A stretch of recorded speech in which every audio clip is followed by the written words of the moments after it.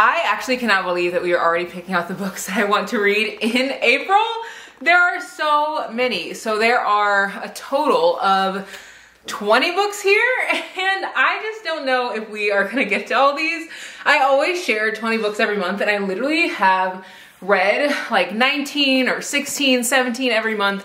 So I do read a good amount of the books, but also I'm a huge mood reader. So I feel like I definitely stray away from my TBR, and that's okay. I feel like these are the ones that are always front in mind, but then there's always some that pop up here and there as I want to like change my mind as the month goes on, and I think that that's kind of fun. It like spices up the wrap-ups, because I feel like I'm always wrapping up with different books that you guys didn't see in the little like TBR video like this one. So let's get into the 20 books that I want to read in April. I cannot believe we're almost in April already. It is actually wild. But yeah, let's get into it. So I'm going to section out this video into little categories because I feel like you guys enjoyed that last time. And we're going to start out with the popular books that are on my TBR for the month. Now these are the books that you've probably seen on Book Talk, on Bookstagram. You've probably seen all over. These are the ones that I want to read from there. I will say that in my TBR, I always have 10 books by Black authors and 10 books that are not by Black authors, but they're all in different categories, and I still do try to read diversely outside of just reading about like Black stories, and I think that's really important. So I encourage you to read diversely as well if you haven't already, but I do have a bunch of books that are popular, so let's start with these. These again are the ones you've probably seen on Book Talk, Bookstagram, Booktube, and all the things. The first book is People We Meet on Vacation by Emily Henry. I cannot believe that I haven't read this book. I've read every Emily Henry book, and she's actually an auto by author for me. I've read Happy Place, I've read Beach Read. I have literally read all of her books, Book Lovers, all the things. So I'm really excited to read this one. I actually am going on vacation like the first 2 weeks of April, and I want to read a lot of like vacation-y type books, so I feel like this would be perfect for that. Her books are just fun. I really enjoy them, and some of you guys actually messaged me in the last video and you said that this book was, or not the last video, on my Instagram, because I shared stories of me like shopping, and I shared on TikTok as well of me shopping in Barnes, and I picked up this book saying I hadn't read it, and the like comments were wild. Like some of you guys messaged me and you're like, oh my god, that's actually my favorite Emily Henry book, it's not hyped up enough. And the other half were like, that book is terrible, I wish that people would stop talking about it, like never talk about it again. It's my least favorite book of hers. So I'm excited to see what my opinion is. I do enjoy her writing, but I haven't read anything of hers since like last year. I think I read Happy Place then. So I feel like that will be fun. I want to read Keeping 13. I read Binding 13 this month and literally fell in love with all of the characters, and I feel like it's fun to read books that my friends are also reading, and Taylor has already finished this book and she just gobbles up books. Like I literally am trying to get her to get a channel, because you guys know we like love when friends create channels. So she's finished this book already and said it was really good. She said it has like a little bit more spice, but not like a ton, which is my vibe. So I'm excited to read this one. And this is about Johnny and Shannon, and it's their continued story from the first book, where you kind of are left on a cliffhanger. I feel like if you want a book that has like One Tree Hill vibes, this is a great book for that. You're just kind of following along the characters in their lives, and it's very like, I don't know, it's very like small town, like, you know, One Tree Hill, you're just following them while they like play sports and they have like drama with their friends and stuff, and that's what I feel like this book encapsulates. So I'm excited for this.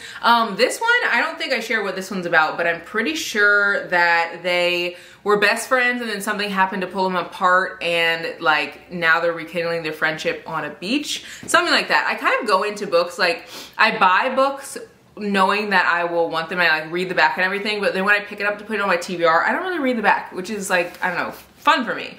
I also have The Friend Zone by Abby Jimenez on my list. She actually has a new book coming out in April, which I'm definitely gonna buy, because her books I love. I read 2 of her books, Yours Truly, and I also read Part of Your World. Both of those I rated 4.5 stars, and I finished them in like 24 hours. Her books are just the perfect like fluffy little romance, and I definitely want to read a book like this on the beach. This is actually the first book in another series, and I haven't read any of this series, so I'm excited to read that one. Expiration Dates by Rebecca Serrell actually just came out. I think like a week or so ago, and I feel like this will be a good one. It's about a girl, it's like has magical realism, and it's about a girl who gets these slips every month, or not every month, but like gets these slips pretty often of guys that she's gonna date and how long she will date them. And then she gets this slip with this guy's name on the slip, and there isn't an expiration date on it. So apparently that means that's like her partner for life, but she's starting to like question, is this really the guy for me? And like, is this slip correct? I read In 5 Years by her, I think 2 years ago, and really, really loved it. So I feel like I'll also like this one as well. And her books always have like a little magical realism, but nothing like too much. I also have added Love Redesign by Lauren Asher on my TBR for the month.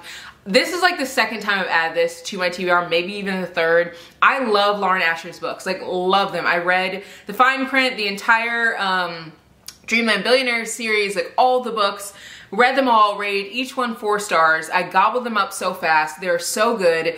I think what is keeping me from reading this is I have this fear, and I have told you guys this many times, but I have this fear that if people are hyping up a book, then I'm gonna go into it and have such high expectations and then just gonna be completely let down. So I feel like the hype for this is still there, but it's not like as big as it was when it first came out. So now I am like starting to like calm down a bit and have like more realistic expectations. Like, a book like this could break my heart. Like if I go into it expecting the world and I don't get that. And do I think that's gonna be the case? No, because I love her books, but I just am really excited for this, and I don't want it to let me down, especially because it's so long. And so many of you guys actually said in my last vlog that you've read this book and loved it. So I'm hoping that it doesn't let me down, and I'm putting it on my TBR and hoping I'm gonna actually read it because, again, I love her books. This one, I don't even know what it's about. Like, I literally don't even remember what it's about. Is it friends to lovers? I literally couldn't tell you. Comment below if you know what this book is about, because I really don't feel like reading the back of this. But it looks like a good book because I like Lauren Asher. That's literally the only reason why I picked this up. And it's set in the same town as the last book in the Dreamland Billionaire series. So I am excited to continue like the little connection that I have there. And then the last book that I have that's like popular is The Partner Plot by Christina Forrest. This book just came out. I actually picked this up from the library, and I didn't end up reading it at the library, but I had already pre-ordered it. But what's cool about the library is, one, I didn't end up reading it, but I can literally just take it back. And I had already pre-ordered this, but they actually had it in my library faster than the pre-order had gotten to my house. So I think that is the coolest thing. And this on the back says, 2 former high school sweethearts get a second chance in this marriage of convenience romance by Christina Forrest. She wrote The Neighbor Favor. Love that book. She also wrote I Want to Be Where You Are, which is like a more like young adult / middle grade-ish book. I really liked it. Her books are always fluffy and cute. The spice is usually there, but not too much. It's just the perfect balance. The cover is cute. I feel like it's giving summer. So I have that, and then I also have some thrillers, and I tried to separate these into different categories so you guys can kind of like better you can kind of figure out like what you want to read, like if that makes sense, because I know all of you guys don't read romance, so hopefully this will help you figure out like what's best to bring home into your own house. The first book I have is Where Sleeping Girls Lie. This book is by the same author who wrote Ace of Spades, which I loved. It's a young adult book, and I feel like young adult thrillers I don't normally gravitate towards, but I feel like this author's books, at least Ace of Spades, wasn't really like a thriller. Like it wasn't like edge of your seat thriller. It was more like, I don't know how to explain it. It just didn't feel like a thriller, but it still kept me on the edge of my seat. And it wasn't dystopian. I can't even really explain it. But this one, it says, it's like I keep stumbling into a dark room, searching for the switch to make things bright again. And it's set in a high school. I don't know what it's about. Again, I don't know what it's about, but it just came out, and this is one of my most anticipated reads because I loved Ace of Spades. So I'm adding it to the thriller section because I feel like this will be a good one. I also am planning on reading The Housemaid's Secret by Freida McFadden. I haven't read this book, and I've read The Housemaid. I've also read The Inmate. I've read The Locked Door. I've read the recent book that just came out, The Teacher. Rated The Teacher 4 stars. I thought it was really good, and I feel like a lot of Freida McFadden's books are good. I read Never Lie. I just continually like read this author's books, but the I think third book comes out in June, third book in this like little series. And then I think she has another one coming out in October called The Boyfriend, which is wild because The Teacher just came out like a month ago. So like how is she throwing these books out like left and right? Like these authors, they got something in their water. Like they have something that's like, it's just not clicking. But this is actually continuing the story of the girl from The Housemaid, which if you haven't read The Housemaid, you should. I don't think that's my favorite Frida McFadden book. I think Never Lie is probably my favorite, like, of all time. And then my second favorite, I'd probably say, is maybe The Teacher, more because it was just a unique concept. I feel like you don't see it very often in like thrillers. So yeah, I'm excited for this, and then The Housemaid is probably third. But I am excited for this because I've heard that this book is even better than The Housemaid, which makes me like, I'm ready to read it. I also have First Lie Wins by Ashley Elston on my list for thrillers. Now, I have so many thrillers on my shelf, and it is actually really hard for me to pick thrillers that are not by authors that I know. But like, how do I learn whether a thriller author is good if I'm not like reading the books that I have on my shelf? So I do gravitate towards a lot of the same authors, like Frida McFadden's books or Lucinda Berry's books, or I'm trying to think of the other thriller authors that I like absolutely love, like Cherie Lapina, all of those, or Pena, is that how you say it? I'm not sure. One of you guys corrected me in the comments in one of the last videos, but I read those authors' books like just all the time. Anything that comes out, I'm gonna eat it up. It is hard for me to pick up a thriller by an author I've never read before, but I've heard great things about this book. It says, Evie Porter has everything a nice Southern girl could want: a doting boyfriend, a house with a white picket fence, a tight group of friends. The only catch, Evie Porter doesn't exist. Now I'm pulling out my glasses. So yeah, these are all the thrillers that I have. I'm really excited to read those. And then I have one contemporary fiction that I feel like is gonna be good to read. I've been trying to add a contemporary fiction in like every month, or at least I want to in the future. Either that or like a memoir, like nonfiction or something, because I feel like I don't normally gravitate towards that genre, but I do have books on my list that I think would be good to read that like fit that category, and I feel like I would like them because obviously I bought them. And I picked up The Comeback by Ellen Berman, and I actually picked this up when I was in Michigan with some friends, and this was only $3 because I got it from a indie bookstore, and I'm pretty sure this is also a used book, but it's literally in pristine condition, which is like amazing. This says, a deep dive into the psyche of a young actress raised in the spotlight under the influence of a charming, manipulative film director and the moment when she decides his time is up. So that's what this is about. I haven't heard anyone talk about this book. It has a really unique cover. It has a unique story, it looks like. So I feel like this will be a good one. But again, I feel like after reading like literary fiction for a week and a week only, I need a break. So this is probably gonna be at the end of the month. Because I need some fluffy reads to kind of just like get me in a good mood.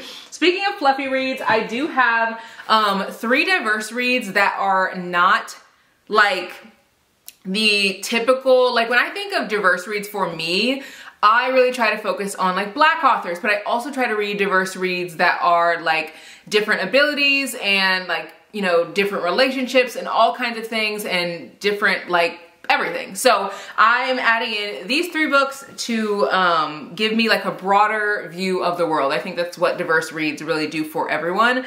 And I picked up 10past2 by Suelta Constance. And this book, literally on the back, it says, she can't walk, he can't see. Despite everything, she helps him visualize the world in a new light while he does what it takes to make her smile again.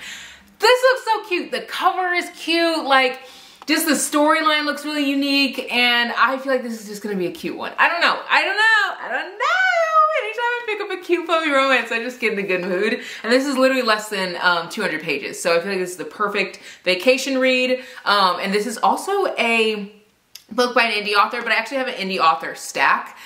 This could go in that stack, but I wanted it to stay in this one so you guys could like specifically see how I'm trying to also read diversely outside of like what I normally pick up, which I normally share like all 20 books that I read just like in order, like, and just go through them. But I think sharing in this way, I feel like is helping me show you how I am being more intentional about what I read and like broadening my view of the books I read and the world that I live in. I also am gonna read Broken by Fatima Bala, and this is, it says, a story of imperfect love, broken from the start yet constant, and it's about a girl who grew up in a sheltered Muslim home, and she's trying to kind of like find her own way, and then she ends up, I think, falling in love, but It says, society and religion condition people to be sheep, and the guy that she meets, Ahmad, he goes out of his way to live his life on his own terms. It says, attracted to her from the very start, he soon realizes that they're probably better apart, but can they stay away from each other? Even with the lines blurred between halal and haram become blurred. When a revelation breaks them apart, they hold a secret, one that could tear the seams of the fabric of the cultural and core Islamic upbringing that their families uphold. 5 years later, is it too late for them, or is the door to redemption shut against them for crossing the lines into forbidden paths? So this, I feel like, will be a really good book, especially for right now. I feel like one of you guys recommended this to me in my comments, and you're like, hey, this would be a great time to read this book. And I'm like, yeah, bet. I will literally add it to my cart and put it on my TBR. I love you guys' recommendations, like absolutely love them. So if you ever like have a book that you think that I would love, comment it below, because I literally read every single comment that you guys like have. And if I don't read it, I'll at least try to like heart it so you guys know that or if I don't like comment back, because there are so many, I'll always try to like heart it so you guys can know I am reading them. Like, I love you guys' recs and love chatting with you guys. I also have Vaughn and Chris Plan a Wedding, and this is a super popular book that like so many people have been obsessed with, and it's a queer read. It's by a Black author. I also picked up another book, I think by this author, or maybe it's by a different author actually, because now I'm seeing this side. I don't know if this is the same author as the other book that I picked up. But I will probably read that maybe in the next like wrap up or whatever, or like TBR video. But this says, Instant I Do could be Chris's big break. She's right on the cusp of really making it as an influencer, so a stint on reality TV is the perfect chance to elevate her brand, and $100,000 wouldn't hurt either. Devon Miller is just trying to break out of her shell. She's sort of neglected to come out to her mom for years, so a big splashy fake wedding is just the excuse she needs. All they have to do is convince their friends and family they're getting married in 6 weeks. If anyone guesses they're not for real, they're out. Oh, selling their chemistry on camera is surprisingly easy, and it's still there when no one else is watching, which is an unexpected bonus. Winning this competition is going to be a piece of wedding cake. But each week of the competition brings new challenges, and soon the prize money is not the only thing at stake. A reality show isn't the best place to create a solid foundation, and their fake wedding might just derail the relationship before it even starts. That looks good. And this is a very, very popular like queer read, at least from like a lot of what my friends have said. So I'm really excited to read that one. And then I also have some urban fiction or urban romances. One of them is Fly Girl by Omar Tyree. I literally am putting this on my TBR because so many of you were like, put this on your TBR. Like, I kid you not, whenever I shared that I bought this book, so many of you guys were like, oh my God, I read that when I was younger. I was obsessed with it. It's so good. You have to read it. And I think I've been pretty like open about how I didn't really read a ton of books when I was in college for like fun. I read a lot of books that were like, you know, for school, like for being an English major. They were like classics and things like that, but books like that I wasn't really interested in reading. So I missed out on a lot of the like 90s, well, I guess not 90s because I wasn't in college in the 90s, but I missed out on a lot of the like early 2000s books that I feel like were really popular. I also I graduated high school in 2010, and so I feel like I read a lot of young adult books as well when I was like in high school, and I wasn't really reading like adult books. So there's a large like chunk of books that I really didn't like get into. So I'm excited to read this one because I've heard that it is amazing. It's very long on the inside, but it says, a captivating tale writing with fluid narrative and contemporary dialect. Fly Girl captures the complete feel and sounds of the streets and is destined to become an urban classic. And it's a romance. So it looks super easy to read too. There's tons of dialogue in it. It literally just looks so, so good. And I also, for another urban romance that I want to read this month, I want to read Demons. This book is so heavy. I swear my lip is gonna be swollen after being hit in the face by this, oh my gosh, this 8 million page book. This book is so thick. It's like 750 pages. I put this on my TBR because so many of you guys were like, if you liked reading Gray Huffington's book, Luca, you have to read Demon's Dream. It's such a good book. So many people have said that it's great, so that's why I'm literally putting it on my list to read. I don't really know what it's about, but it's thick, so I'm sure it's gonna tell me the minute that I get into it. It's a standalone novel, so it doesn't go into a series, which I'm kind of like, I'm not sad about, because this book is so thick. Like, I feel like if there was ever a second book, I'd be like, when am I gonna get to the second book when I can barely finish the first book? So that is the urban romance that I want to read. And then I also have all of these books, which these are by indie authors, and these are authors that you probably will not find in Barnes. Now, I do have one book in here that is like in Barnes now, but she was not in Barnes before, and that book is The Air He Breathes by Brittany Cherry. So she was not like traditionally published, or is traditionally published. I don't really know what the terminology is. She's in Barnes now, but I've been reading one of her books every single month since December because her books are so good, like so good. I really enjoy them. I just know I'm gonna have a good time every time I read something that she writes. But with that, all of her books have not been in Barnes, and this is the first book that is in Barnes, and she's a Black author. I am so happy for her. That just, like, it warms my heart so much. On the back it says, I was warned about Tristan Cole. Stay away from him. People said he's cruel, he's cold, he's damaged. Obviously, y'all, she's not gonna stay away from him. Like, that's probably just gonna be what the book's about, and I'm here for it. I also am really excited to read this one because this is supposed to be her best series out of like all the series that she has. So really excited to hop into that one. Another book that I want to read is Lyric, and this is the second book in the Eisenberg Effect series, and the first book is Luca. You guys know I have talked about that book so much. I've gotten so many of y'all on that book. If you like reading, I guess I could have put this in the urban romance section, but if you like reading urban romance, this is it. Like, literally, this book is this series is so good. Granted, I've only read one book in the series, but I can just already tell this is gonna be good. And I'm really excited to hear Lyric's story because I loved reading about her in Luca's story. I also am excited to read Colliding with Fate by A.E. Valdez. Now, I've been pretty vocal about how All I've Wanted, All I've Needed by A.E. Valdez was not my favorite by any means. I was not obsessed with that book, and so many people love that book. For me, I think part of that was because I am not a huge novella fan. I'm just not. I feel like I need more time to really get into a book unless it's gonna be like a fluffy little romance, because it's like, okay, that's fine. Like, I know probably how it's gonna end. Like, I don't really need a ton of pages, you know? That book was like a little bit more heartfelt, more deep, so I just felt like I needed more. But this book, Colliding with Fate, is the second book after that book, and this is like the regular size of a regular book, so I feel like it's gonna give me a better gauge on whether I'll like this series or not, because the first book I think was like 180 pages or something. So don't take my review to heart too much about the first book in this series, because I need to read this one to give you guys a full idea as to whether I enjoy this author's writing or not. I also picked up One Last Job by Anise Starr. I loved reading, it was like One Day in Paradise or something like that. This is the second book in the series. I think it's about like, it's like a workplace romance, and she has another third book that just came out, which I already own. I'm pretty sure I rated her first book like 3.5 or 4 stars or something. Just super enjoyable. I read it super fast. It's under 300 pages.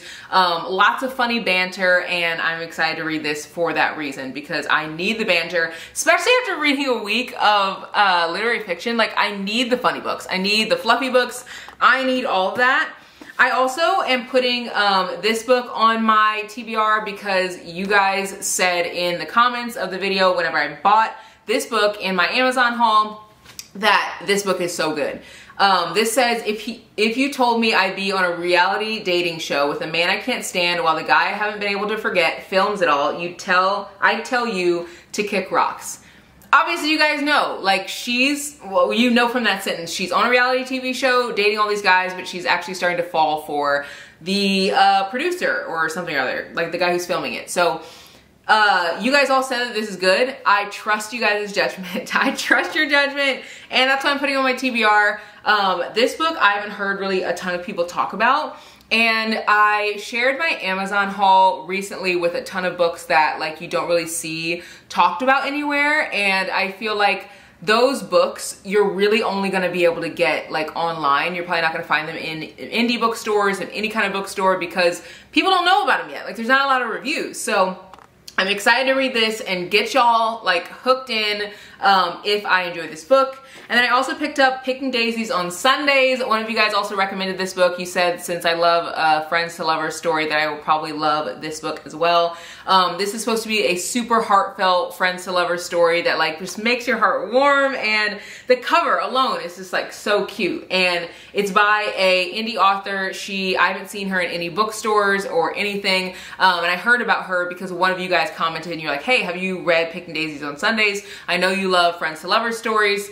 You should read that. I take your recommendations, guys. Like, I really do. So, thank you guys for watching this video. If you have any more recommendations, please leave them below, because I feel like that's where I get a lot of my, like, recs for books. And I also scour TikTok. I scour Instagram. I scour BookTube. I'm constantly looking for new things to read. And as you guys can see, I mix up my TBR so much because I don't want to just read the popular books. Like, the popular books are cool, but like, I want to put y'all on to the stuff that's like just underground, not hyped up enough, underrated, because I don't know, I feel like it's my personal mission to get all these little authors their coin, and to also get you guys hooked on books that you haven't heard of before, so that you can like spread the love with other people. Cause like, I just think about Fast by Millie Belazar. That's like one of my favorite books that I've read, and I kid you not, it only has like, I think like 2,000 reviews on Goodreads now, but when I read it, it only had, I think, like 1,500 reviews.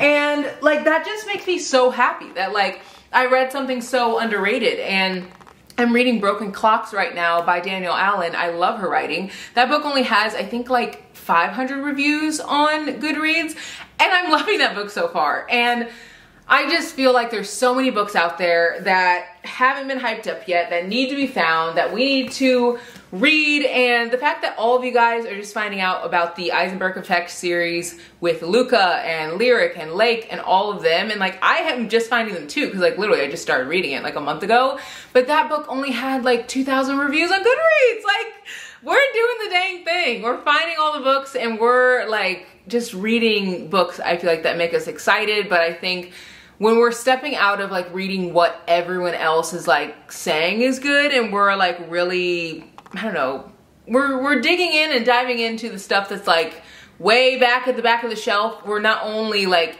getting books for us, but we're also like supporting an author who is just a girl or just a guy who just wrote a book, who just wants people to read it. So I hope you guys enjoyed this video.